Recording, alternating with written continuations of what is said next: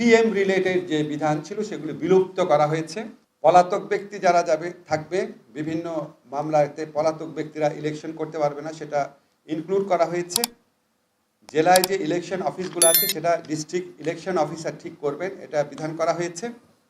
আর যারা ইলেকশন করবেন তাদের এফিডেভিটের মাধ্যমে দেশি বিদেশি সোর্স থেকে যত আয় আছে, সম্পত্তি আছে, সমস্ত কিছুর বিবরণ দিতে হবে। ওনারা কিছুদিন পর পর এই ধরনের কথা বলেন, কিন্তু আমাদের সবার সাথে ওনাদের এত আন্তরিক সম্পর্ক, আপনি যদি দেখতেন আপনারা অবাক হয়ে যেতেন। তা আমরা মনে করি এটা হয়তো রাজনৈতিক কৌশলের অংশ, বা হয়তো জেনুইন কনসার্ন আছে। তো আমার কাছে আমরা এগুলি নিয়ে নিজেরা কথা বলে আর ভাবি যে আসলে ওনারা কি বলতে চান।